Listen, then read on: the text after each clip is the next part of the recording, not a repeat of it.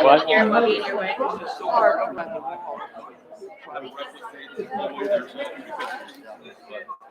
Your private chair there.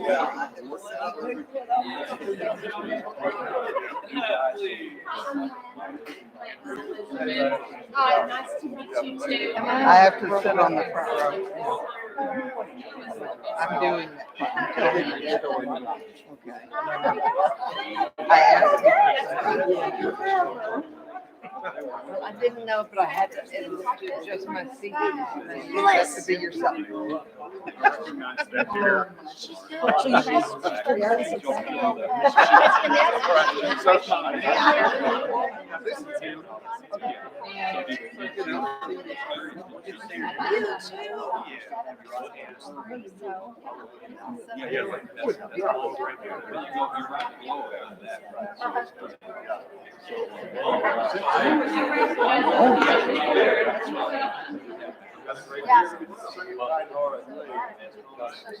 So Chris and Susie feel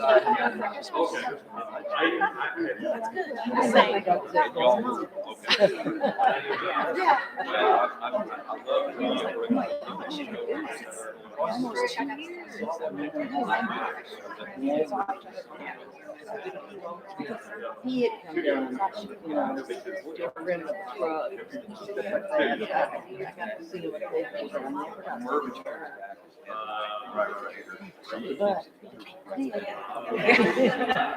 they finally gave in. Yeah.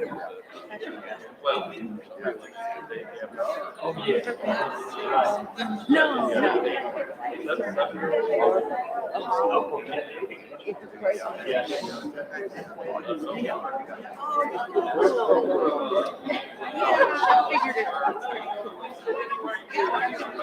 With that red hair. Hey, I know. Oh, how are you? Good, how are you?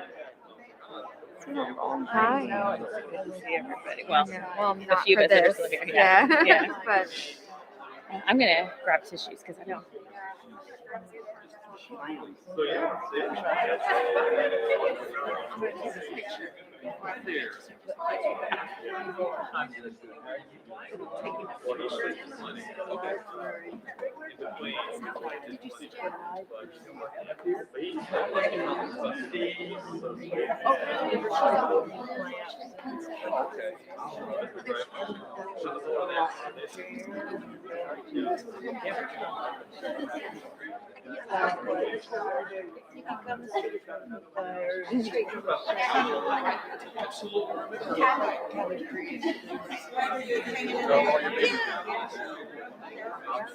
You're in there. You're in there.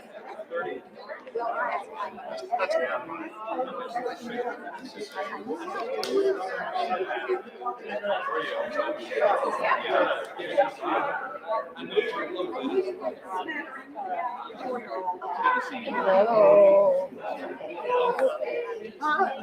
How are you doing? I'm doing good. How are you doing? Okay. What are you doing? Sorry? What? Are you, well, we're gearing up for the spring season. So we're gosh, we're working on the musical right now. You don't miss that out. I enjoy just going for a while and just watching people do wonderful things. Yeah, it's refreshing to be able to just watch a show. Yeah. I'm gonna clear the aisle. Okay. Rick. I'm gonna come hug your neck, Jack Shepherd.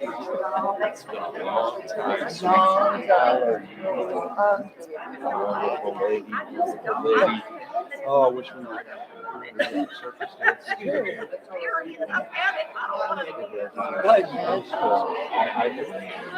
Well, you are up this. You are up this.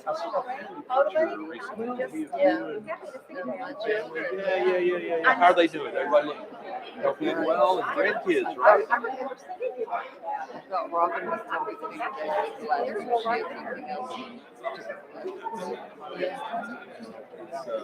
Chris has a wonderful, fabulous antiques place in LA. I remember that. I think he's done that to us. He's done it for a while, and he fell on television around again. So if you see somebody that you think looks like him, it is. That's probably. I will. He rude. Tricia said she just sent me a note. Right back at him. She's been trying to contact you and pretty feedback.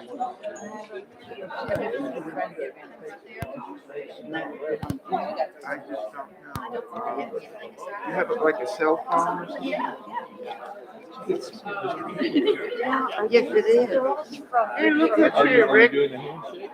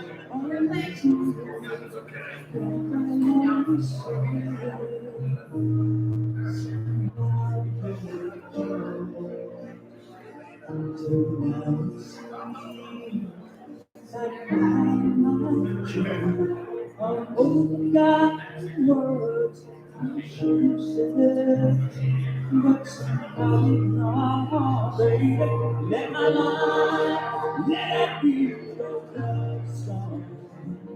Let these eyes sing the words that I will never show. Every single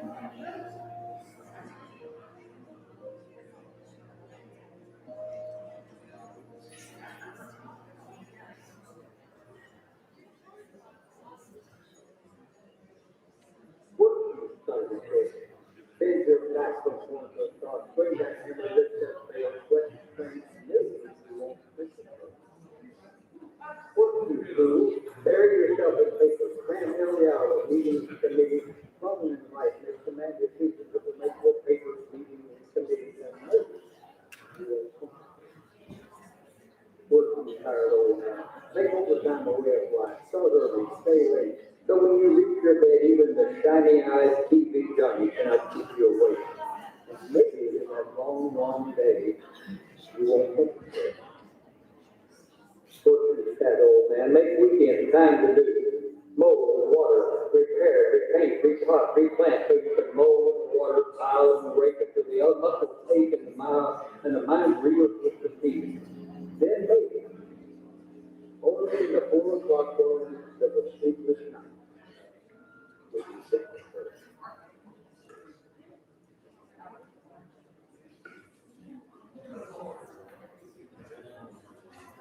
Beautiful Katie walks the small town streets. Her soft body of red will be expanded with the feet. Women shoppers. Men spoke of her with contempt of the life and culture. Beautiful Katie walks the small town streets. A young dentist moved into town. Set up practice, made friends, met, and as a horrified community looked up, fell in love with beautiful Katie. Sweeter and wetter, the full figure of S-Man and 2 groomsmen who had done this for a week. Beautiful Katie walked. That's what the years ago. 3 sons were taught. Katie was president of CCA, taught Sunday school, church committee, country club, and stayed with the day her husband became a pastor. The head girl house. Beautiful Katie walked.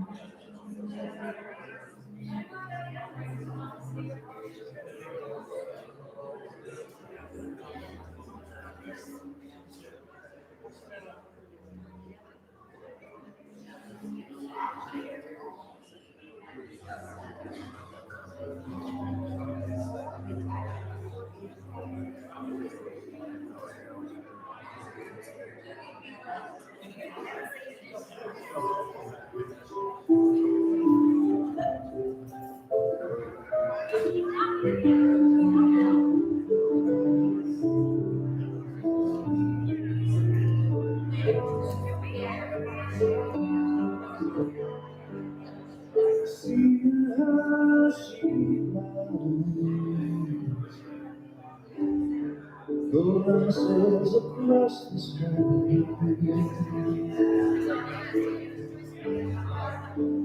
loosen up to turn. But careful if you try. There are chances on this road. Run to hush.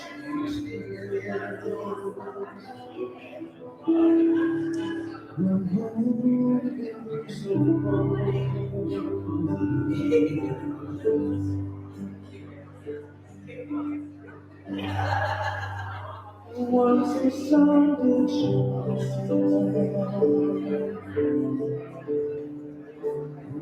Lord, it looks so far. Through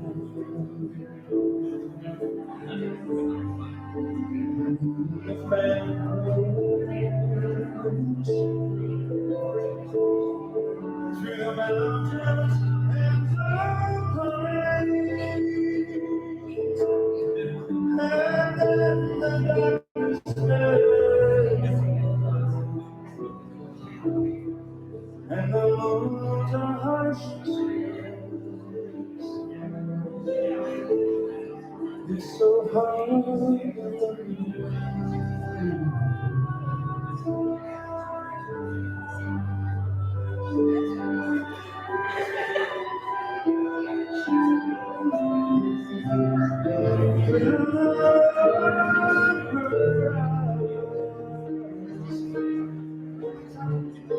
After my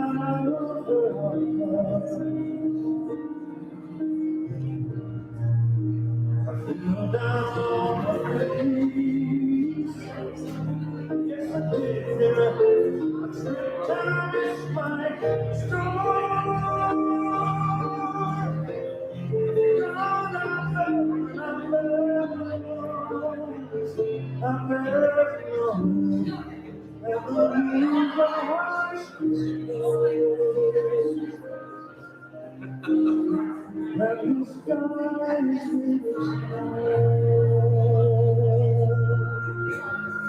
the moons are harsh.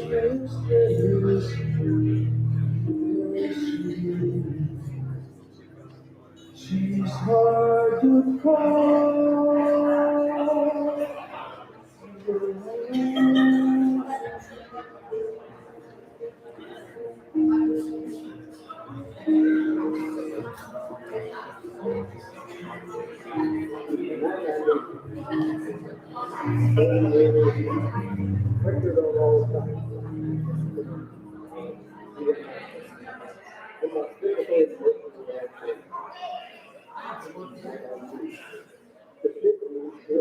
To understand that whole year,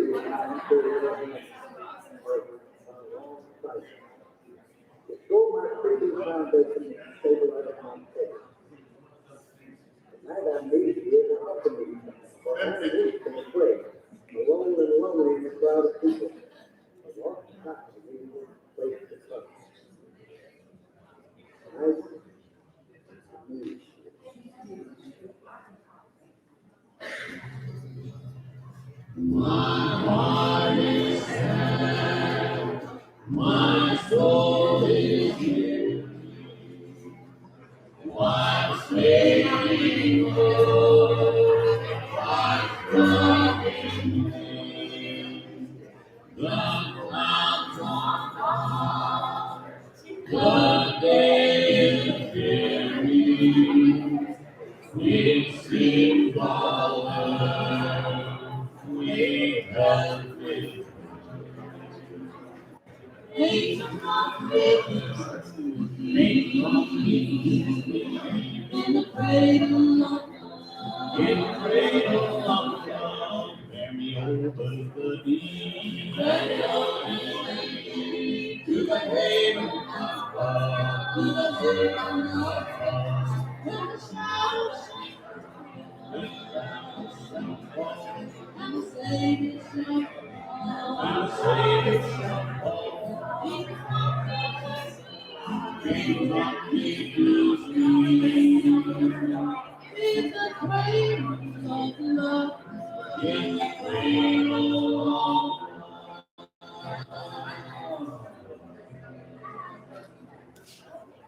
Now bless the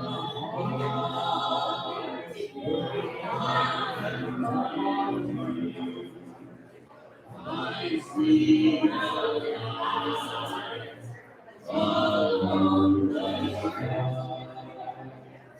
I hear my friend and God sing. I'll soon be saved forever. In the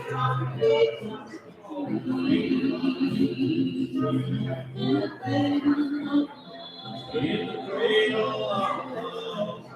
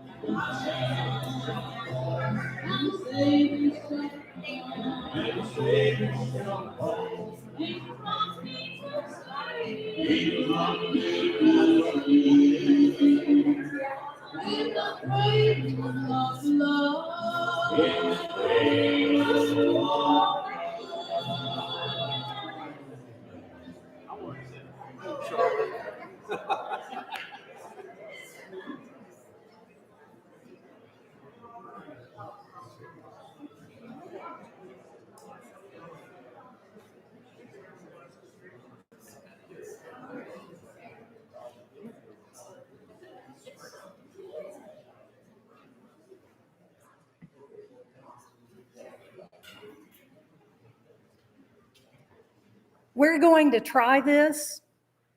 If you get tired, go away. It's only appropriate that we start today with some of Strick's own words. That's how he started when we filmed him reading some of his poetry in this very space just a few years back. I am glad that you are here. I am the chair of speech and theater areas for now. My name is Laura Smith, if you don't know me. But today I'm here as a colleague and a friend that witnessed on a daily basis the brush strokes of color that Strick put on all of our canvases. He is dear to all of us. That's why we are here, to celebrate him, to honor him, and remember. And I think that we will remember each individual pieces, whether it is colorful socks worn with sandals, turquoise, silver, a poncho, the good morning pretty lady, or the hello young man, that all came to our minds over the last weeks. We're going to share with you some music, some musings, some memories, a few smiles, some laughter, and I know some tears. But we are glad that you are here with us to honor our legend, Strick.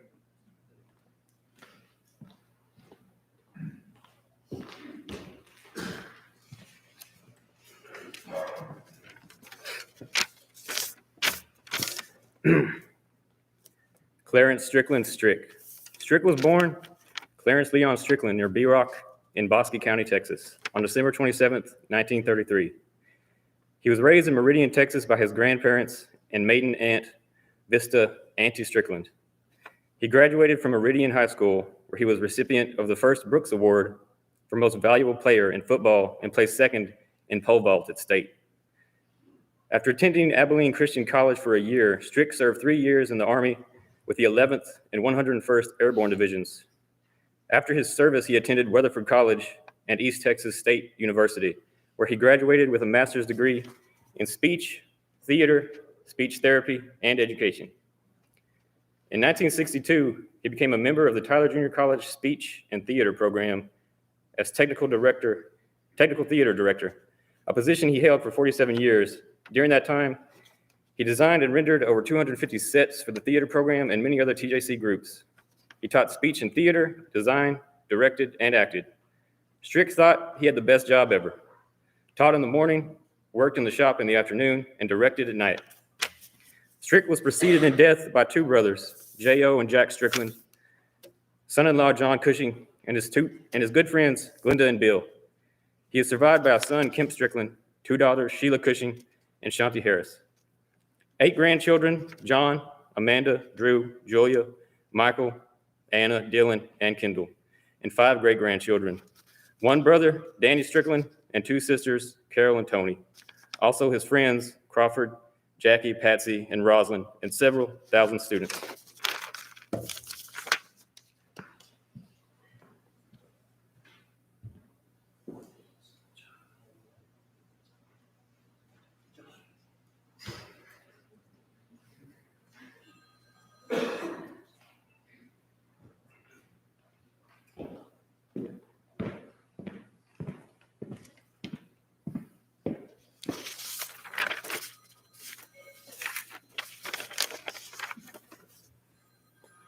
I'm going to read one of my grandfather's poems. This one is called Storm. In the distance, thunder. Leaves rise and whip through the red clay sky. The earth smells of rain. I love rain. Not the warm summer rain, bringing back soft memories of moments best forgot, nor freezing winter rain, chilling deep, not to thaw till spring, but the storm. Thunder, lightning, wind, noise, and confusion. God's power unleashed on earth. As a boy, my favorite days were storms, soaked to the skin, hair plastered down, shoes sloshing, bike tire wakes on the pavement, marking my erratic path through the changing curtains of water.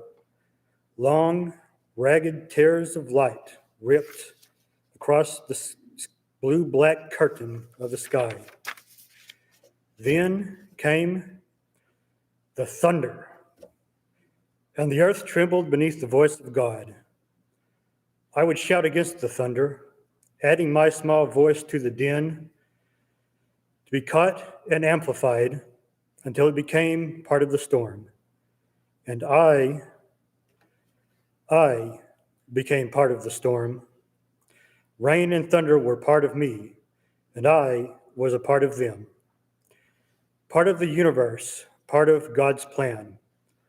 I was the storm. I was. So, I will leave my little office, scorning those who scurry under awnings, and move outside to walk in the storm.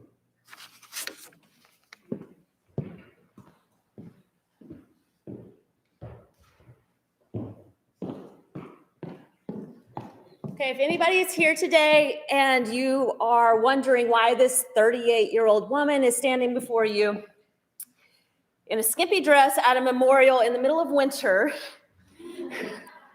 you may not be at the right memorial. We're here for Clarence Strickland, so I only thought it was fitting to find the skimpiest thing in my closet to wear.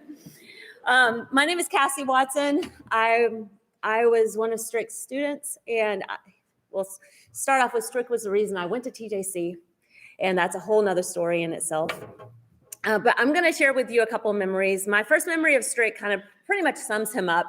One of my first shows that I did here at TJC, I had to wear this really tight outfit. And so I think it was Becky that was on costume at the time. So she got me some thongs to go with it, so you didn't see my panty line.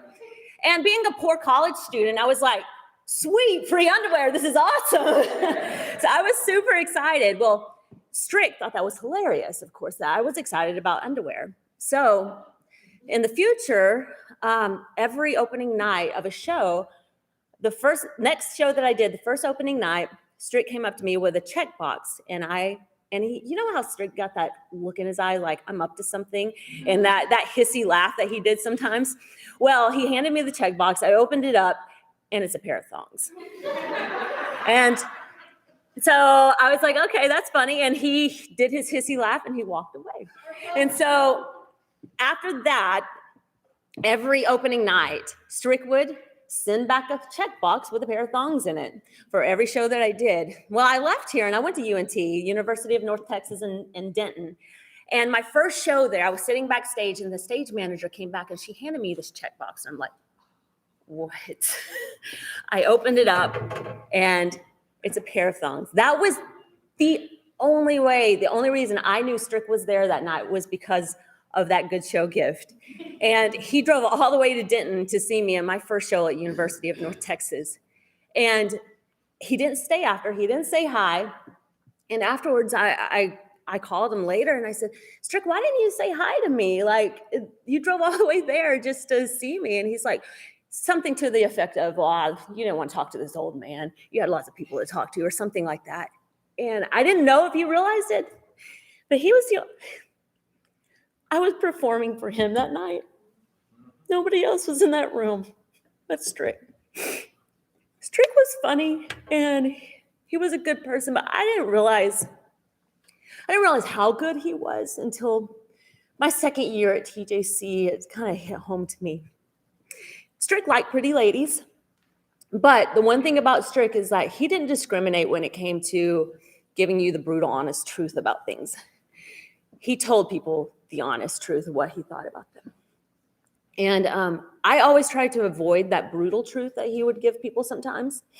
And so I did my very best for him so that I could not get that kind of feedback.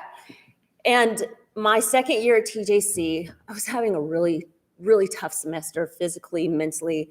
And I was doing a play for Strick. And it was a week before opening night, and I just was not getting my lines. I was bombing right and left. And I knew he was going to be disappointed in me. And I was so upset at myself and at my situation at the time. And after that rehearsal before opening night, stage manager told me all the lines that I got wrong. And Strick just sat there, and he was just looking. He was just taking things in, kind of, you know, how he kind of reads into your soul sometimes, and you don't realize what he's doing. He's kind of hearing the words that aren't being spoken. And so I just thought, he's just going to tell me I'm not going to make it in this business. He's so disappointed in me. And so after rehearsal, he stood up and he came over to me and he gave me one of his hugs, you know, one of his Strick hugs. And he said, "Pretty lady, it's going to be okay." And that's all he said to me. And it was in that moment that I realized that Strick cared more about me than he did a play. He cared more about what he felt about his students than he did any play or any job. That we were his life. And I always thought he was just quiet and he was sitting there and I didn't know what was going on in his head, but he was reading into people and he knew exactly what to say to people to motivate them.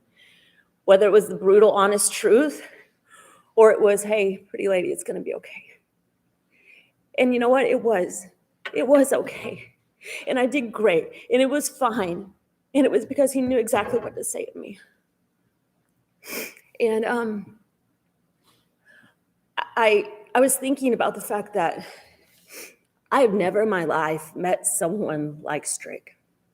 I've never met someone who loved so deeply, who cared so deeply about people. And I probably never will. And then I was thinking as I'm looking at everybody here today and I'm remembering all the influence he had on people's lives that I don't know what in the hell I'm waiting on to find somebody else like Strick, because every single one of us has met a beautiful soul in him. And we know exactly what a beautiful soul looks like.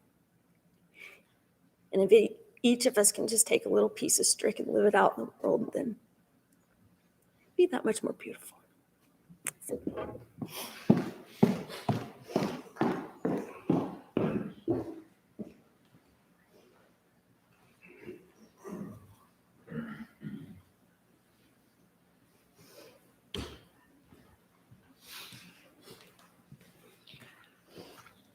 As Cassie was, my name's Rick Higginbotham. As Cassie was talking about Strick's honesty, and I know we all have our Strick stories, but not only was it a privilege to get to be one of his students, but to also be a colleague. And as I went on out, ended up in the high school classroom as directing plays of my own, I once had the honor of bringing one of the plays over here for Strick to critique. And when it was over, we went back into the green room. Everybody was sitting down with their notepads ready to jot things down. And he walked in, and after a thoughtful pause, or he stroked his beard a couple of times, he said, "When one sits out and watches a play, one should have a pretty fair idea of what the playwright and the group performing is trying to do and say." I have no idea what you people were trying to do. And that was just the kickstart we needed. Just the kickstart we needed. I'm privileged today to be able to share some of Strick's thoughts from my mentor, my colleague, teacher, a friend, a gentle soul. The day I learned to leave the covers on the crayons.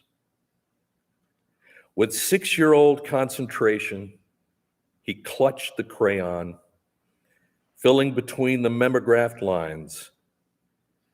With tongue clamped tightly between his teeth and furrowed brow, he made the careful strokes. Then, blunt scissors scraped smooth the colored form. Crayon again, outlining, strengthening, detailing, finished. Flushed with pride, he marched to the teacher's desk, passed over his masterpiece, and he waited. She took the picture, studied it for a moment, then she laughed. A rending, ridiculing laugh. Holding the picture high, she showed the class. They too laughed. Howling gales of laughter at the green dog. So meticulously done in his colorblind ignorance. Such clouds of ridicule to heap on a small boy. Years have passed since my green dog caused a stir in the first grade classroom. Now, designer and artist are often tied to my name, but with each first showing of work so lovingly done, the green dog rears his head, and I wait breathlessly for the sounds of laughter.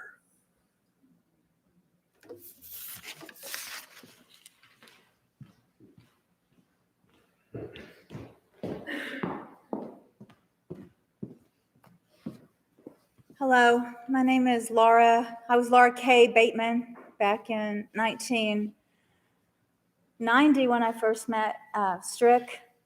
And he was a judge. And can you imagine that figure? You're 19 and you go in to do your best, and he was so present. And the first words between us were words of love. Shakespeare, shall I compare thee to a summer's day? Thou art more lovely and more temperate, I said, hoping that they would land right and that he would mark me high enough to go to the next round. And then I finished that program with Elizabeth Barrett Browning's, how do I love thee? Let me count the ways. I love thee with the depth and breadth and height.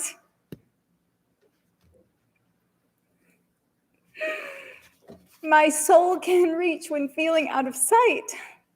Anyway, I had no idea we would end up being friends for 30-something years. That's just fascinating. We don't know where life is going to take us. And you guys, I'm so sorry for your loss. I know that we all loved him, but you were his family, so I can only imagine. He stayed in touch. He would send Christmas cards and Valentine's, usually with a naked lady sketch somewhere on the card. When he gave me that scholarship that day, he ranked me on my ballot number 1, and then at the bottom he said, I'd like to offer you a full scholarship to Tyler Junior College. At that age, I wanted nothing more than to go to college and to be an actress. And I didn't know how I was going to do either of those things because I wasn't prepared for the world. And I think he saw that I was not prepared for the world. I was very naive and I didn't know anything about life. And I think to prepare me for Hollywood, he would say things like, how badly do you want an A in this class, little girl? And I would say, not that bad, old man. And I love that we could joke with each other. I always felt safe with him. Even though he would talk a good game of being a, quote, dirty old man, he wasn't. He was just a good person. And I never felt he was inappropriate. I felt safe enough with him when I was 30. I was talking to him one day and he said, well, I think I'm going to burn a bunch of my art. And I said, why would you do that? And he said, well, I'm not that good. And I'm just a hack. And most of it's nudies anyway, and who wants that? And I said, well, don't burn your art. You're an artist. And he said, I'm not an artist. I just draw what I see. I said, no, you're an artist. You are an artist. Don't burn your art. And he said, well, I can't even get anybody to model for me. Well, I said, I'll model for you. And I mean, the way I was raised, you don't do that. You don't drop a robe and let an artist draw you. But I did. And he was always professional, always respectful. I just felt there was love there, just pure love, pure platonic agape love. And he would check in to see how I was doing. How are you doing? I worry about you, he'd say. And I'd say, don't worry about me. Just take care of yourself.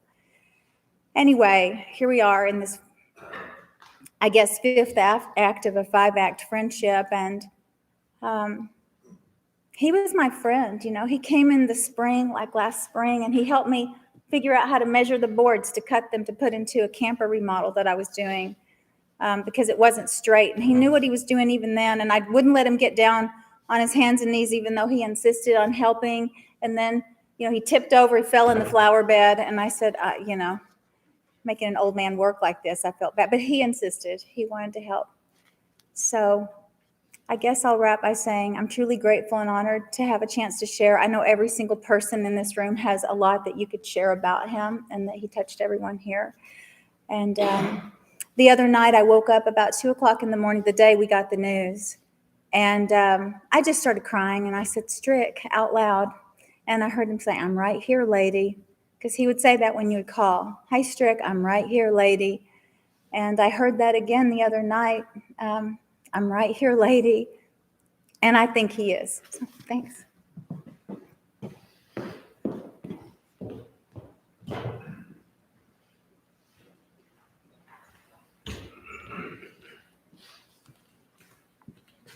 Hey folks, I'm Jacob Davis, alumni and current faculty member here at TJC.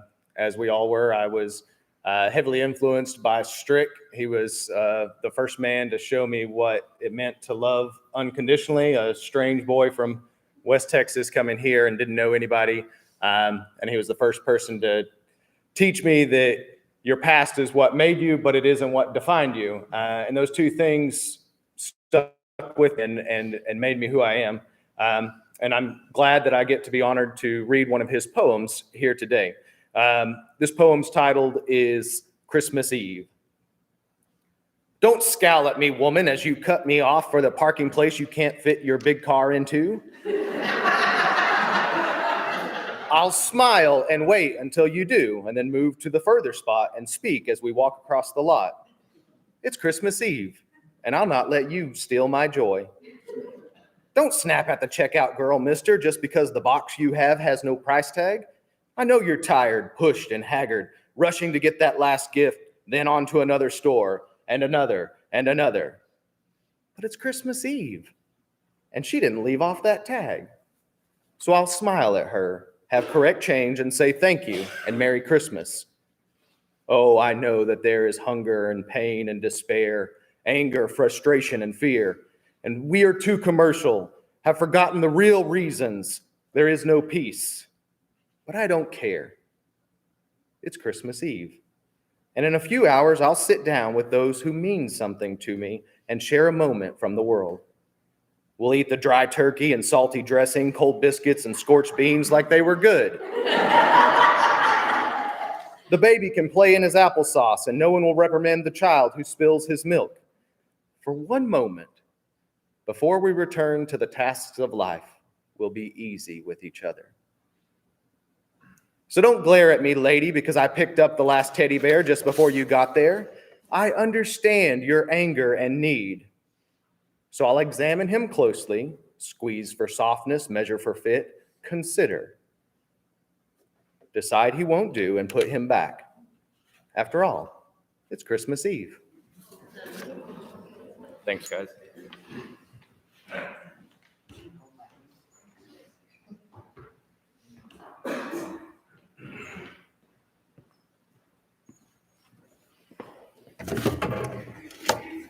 Good afternoon, you fine people. It should sound familiar because it was a common greeting that Strick would say hundreds of times over his career and lifetime.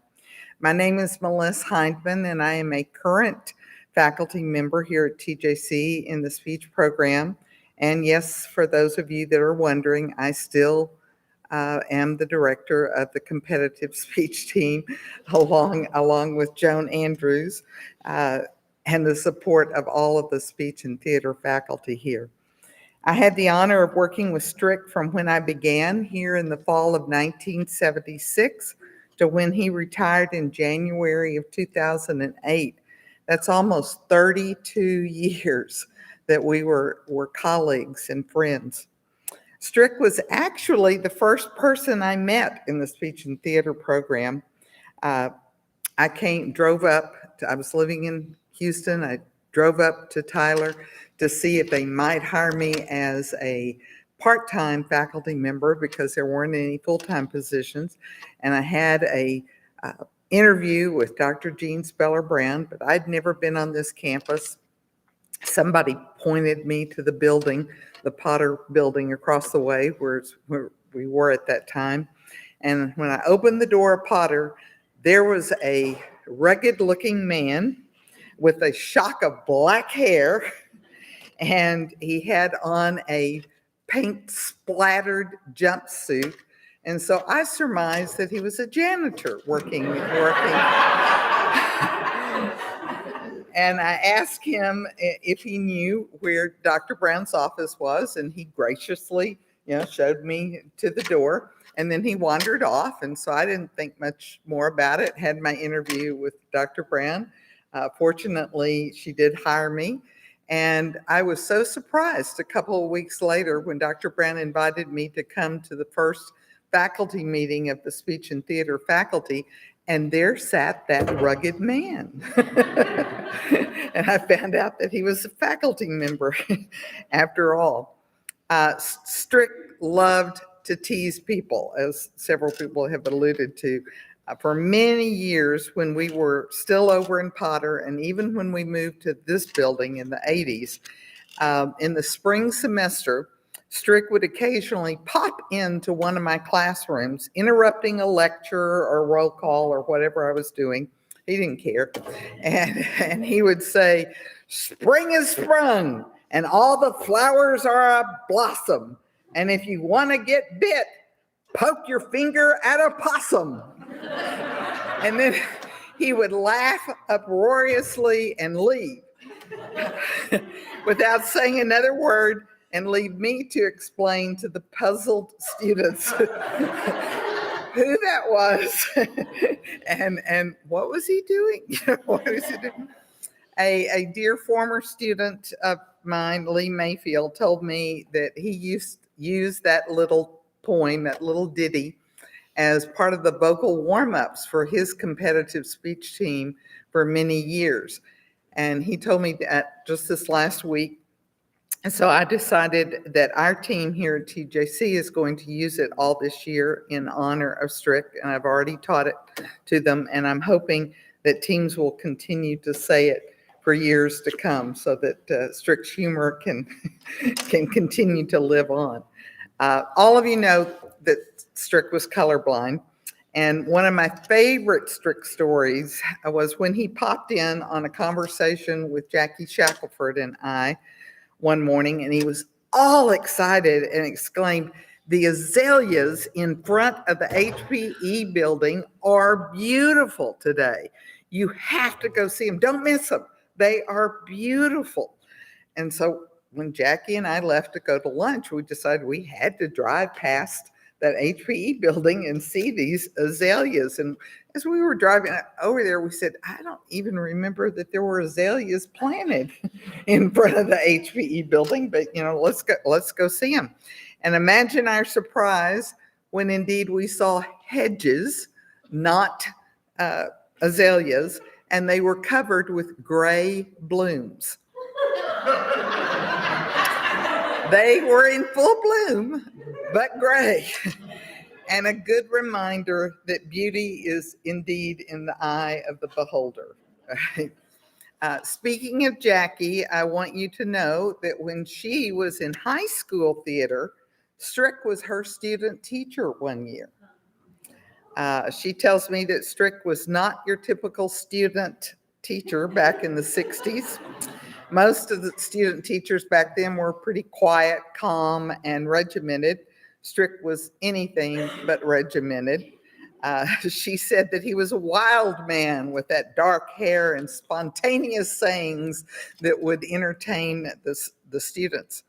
Just a few years later, of course, Jackie and Strick found themselves working together here at TJC, and their friendship flourished.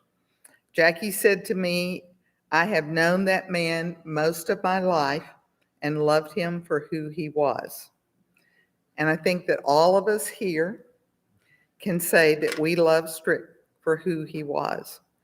And his sudden passing should remind us all that we need to tell people often how much they mean to us, because you never know when it might be the last time you see them.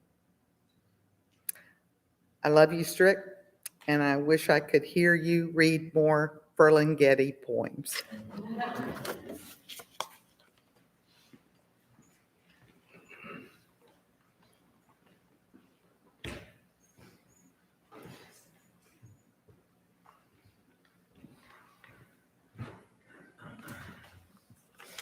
Good afternoon, everyone.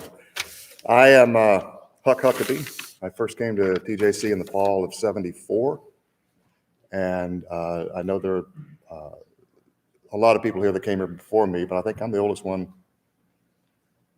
I think I'm the only one speaking today that came from that far back. Anyway, I, like a lot of people, like Rick, we were and I talking earlier today. He was a student here in '75, and then in '80, and then in '82, and '85. He kept coming back and back and back. I was just here from '74 to '76, and I just kind of hung around for a couple of years. I never went away. But I have a small, I'm going to have one of his poems to read, a short poem, but I have a short story I would like to tell. It was 74, 75, we were in a speech tournament down in San Marcos at what was then Southwest Texas State University. And I don't know how it is with the speech tournaments the way you guys, they're done today, Liz, but faculty member would stay in their hotel room, Strick in one room, Jackie or John Wright, and participants would go from one room to the next doing their piece of poetry here, same piece of poetry there. So you get critiqued before we went in for the competition the next day. My poem that year was a poem, and I'll never forget it, the title anyway, it was called "Will You Be My Friend" by James Kavanaugh. Crawford is laughing already. That night, I probably did that poem for Strick 6 times. And he would sit in his hotel room on the bed with his back against the wall, and you'd stand at the foot of the bed and do your piece. And I did that piece probably 6 times for him, and I don't know how many other times for Jackie or John, whoever the other fact, but I remember Strick. And we all won Superior, by the way. Like all the trophies out in the rooms right now. TJC has always been very, very good at their speech and forensics competitions. But about a week later, over here in Potter Hall, had to go into see Strick for something. I can't remember what it was. But as I was walking down the hall, he kind of saw me coming, and he was standing in the door. And the first thing he said was, "Will you be my friend?" And I just kind of rolled my eyes and kept walking.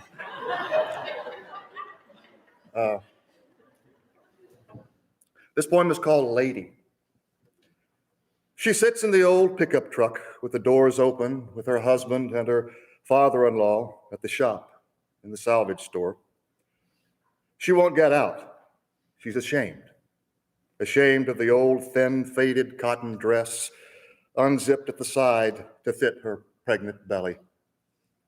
Ashamed of the swollen feet with unpainted nails thrust into heavy split shoes.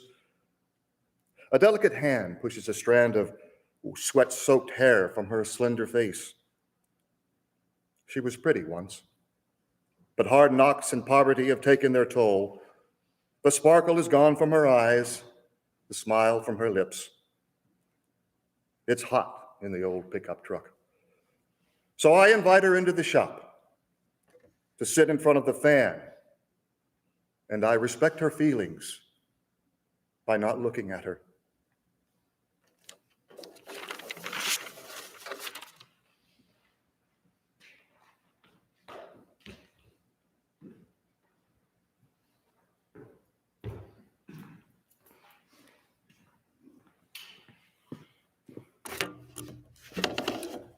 Sheila told me that she and Strick had talked about this moment and that he did not want to minister. He wanted Crawford.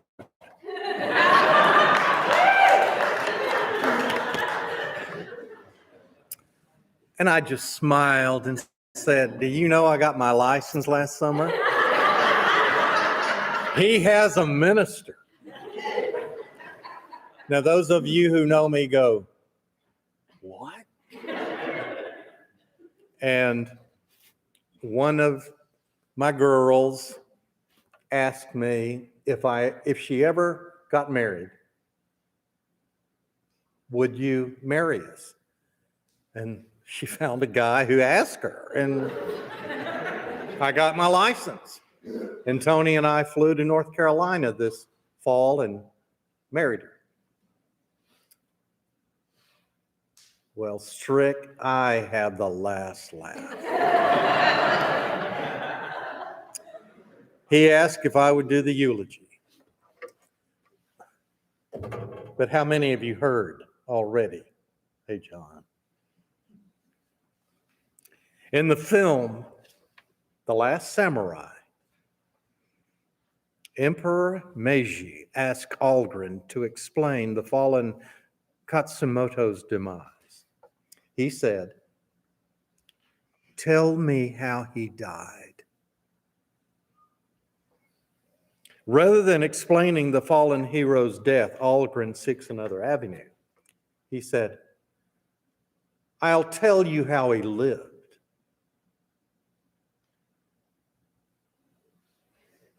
There is no other way to talk about Clarence Leon Strickland except how he lived. Everyone here, you're here because you have memories and stories enough to fill books. Everyone is here because the old man touched you in some way. He was a jagged red iron rock thrown into a quiet, still pond. As the ripples spread, the entire surface of the pond is affected. You can't count the multitude. He touched everybody. Listen to some of the things you've said in your posts.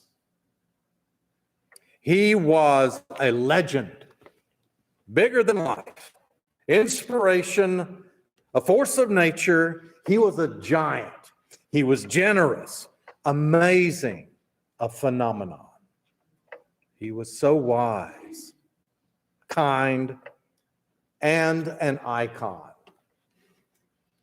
Some of you saw what John Perry wrote. He was a kind, cantankerous, brilliant, loving contradiction of a unique soul.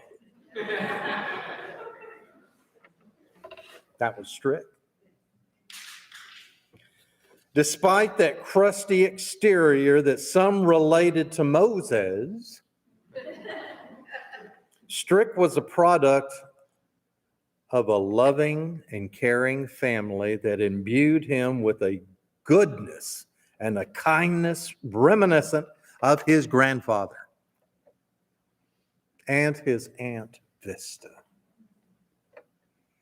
He spoke of them with the greatest respect and love. Sheila, he spoke of them often, all the time. I thought I knew them. As I said to all of you, I've heard your names countless times, but I never saw you in my life. Some of you did. His grandfather taught him to be hardworking and responsible. And Aunt Vista, and Aunt Vista, and Aunt Vista.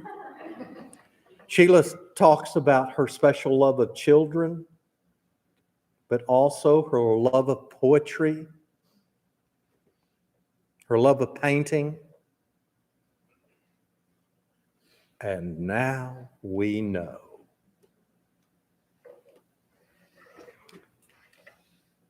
I was always amazed at his intelligence. His mind was a steel trap. He could do algebraic expressions in his head. He read poetry, he read philosophy, he read novels, he read essays, he read news reports and peanut cartoons with the same passion. And he could apply all of them to everyday life. I was amazed by his willingness and his loyalty and his devotion.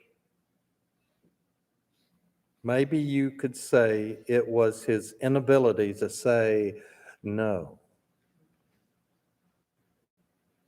If he told you he would do it, he would do it. You need a prop, you need a set, you need a charcoal sketch, you need a landscape, toy, plumbing, help on your roof.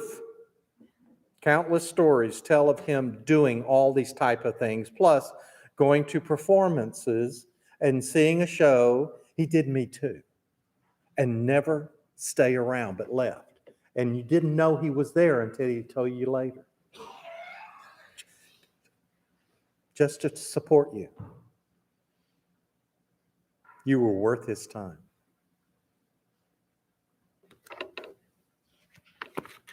I was amazed at his ability to sneeze in the shop, and I could hear it in the fish room.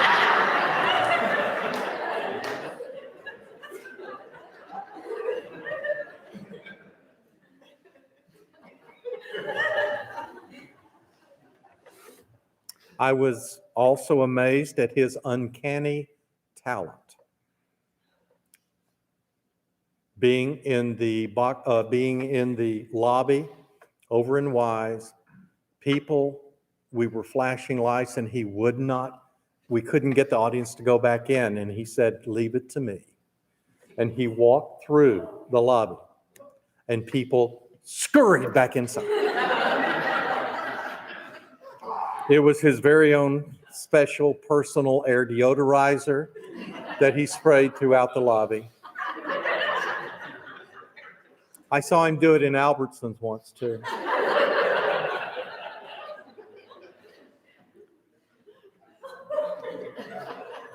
I was always amazed by his work ethic. He would never just sit and do nothing. I don't think he would call it work. He just loved what he did. He moved so much around the building, and he moved so quickly that the wood shavings would be scattered throughout the building. And by his special magic, I even found them in my closet at home. I was always amazed by his depth of sensitivity. He didn't see the world as a common man did. You go read Kavanaugh, go read Ferlinghetti, and then compare it to Strickland. He spoke of normal, everyday things in extraordinary ways. He immortalized grocery clerks, waitresses, spider webs, turtles, lonely beaches, and lost love. But he saw them from the vantage point of those sky-colored eyes. He felt. Empathy doesn't do him credit. He could see into a person and experience the emotions and be able to have you feel the same way through his poetry. Yeah, I was always amazed by his talent. What that man could do with wood, paint, and charcoal was legendary. But you can't forget his poetry. You can't forget his acting, his singing, and his storytelling. Even though he was his own worst critic, he received such joy in the act of creation. The act itself fed him. The act of creation fulfilled him. The byproduct, the object itself, served as an ever-present reminder that there was more to be said, more to be crafted, and more to be done. He's going to disagree with me about this, but that's okay. We disagreed about a lot of things. We have similar views of God. Oh, he would make a lot of disagreeable noise about God. But when we talked, the parameters of his noise shrunk. I'm not talking about church. I'm not talking about religion. I'm talking about the great almighty God himself, the old man upstairs. You see, he placed Strick in my life in the fall of 1969. Like all of you with varying nicknames, I was Big John for 6 years. And guess what? I remember the day he called me by my given name. Time stood still. I looked at him, my mouth dropped open, and he said, "What?" And I just kept going.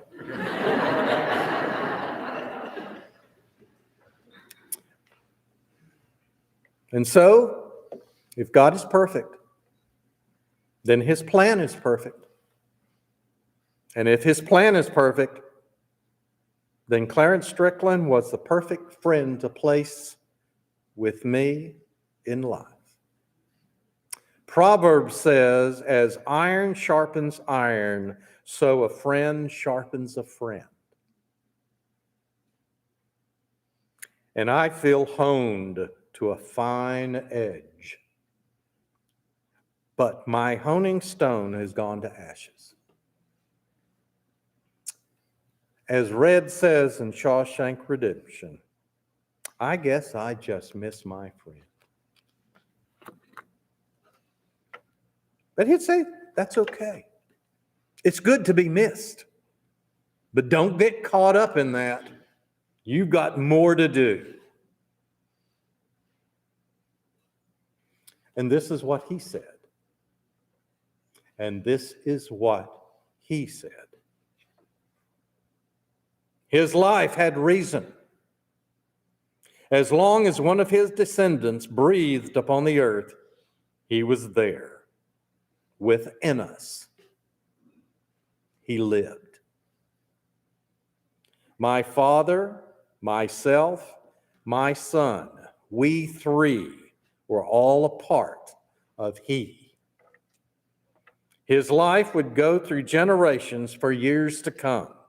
My children's children would give their children the love, compassion, and understanding and tolerance. He taught us.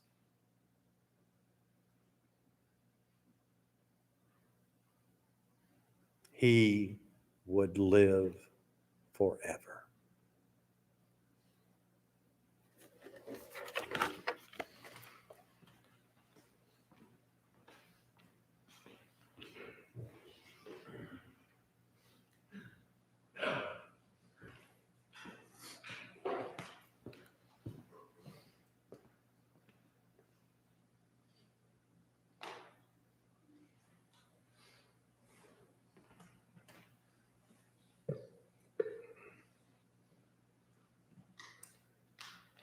Morning. I'm Caden Crawford, David's youngest son. And I don't know, there was just something about performing for him, as some of you have alluded to. Made you just want to, you knew he was there, you knew he was in the audience, or maybe you didn't, but if you knew there was a little more push, I don't know, because you wanted to please him, or you just wanted to know what he would say. And I guess my heart's beating a little fast right now, just because I'm like, so still I'm imagining him like right here. And putting one of his poems to song was not really a simple task. Being asked to do that, more so being challenged to do that. One more challenge for the old man. And just sitting in my room through the week, probably coming up with 5, 6, 7, 8 different melodies, like, this is not right, this is not it, this is not it. And then finally just hearing his words, I could hear his words saying, stop trying so hard. It's simple. It's a story. And his poetry was stories. So this is the home place.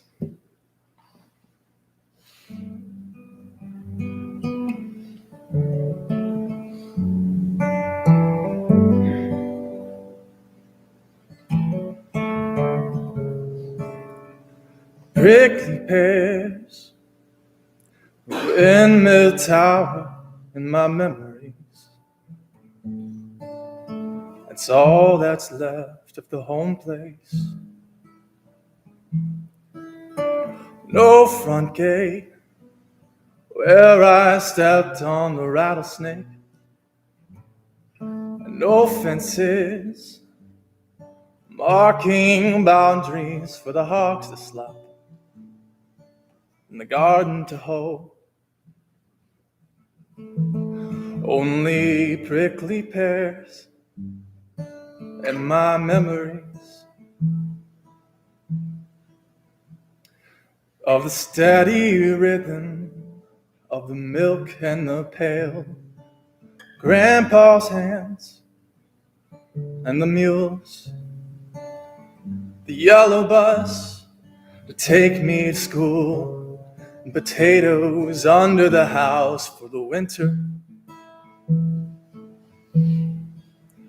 and hog killing, hams and bacon hang in the smokehouse, needle grass to throw like spears, sheep barking, dogs and whippoorwills, the constant squeak of the windmill,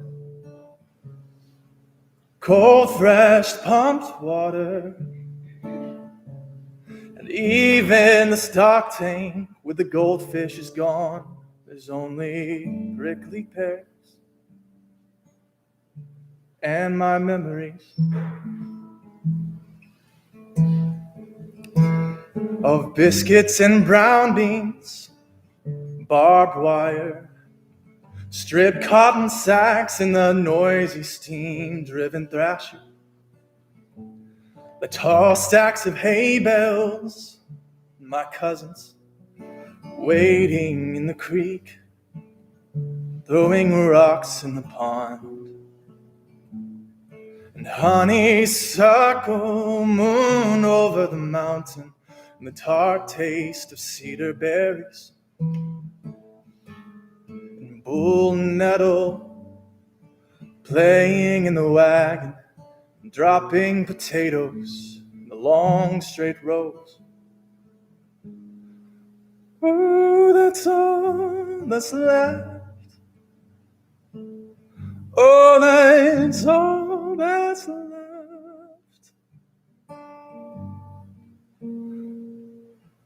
Windmill tower, prickly pears in my memories. Mm-hmm.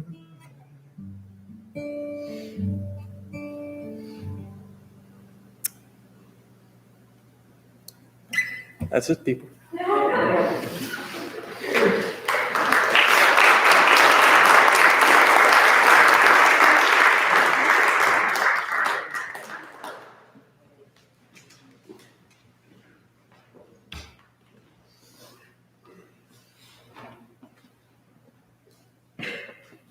Thank you for sharing the moments with us.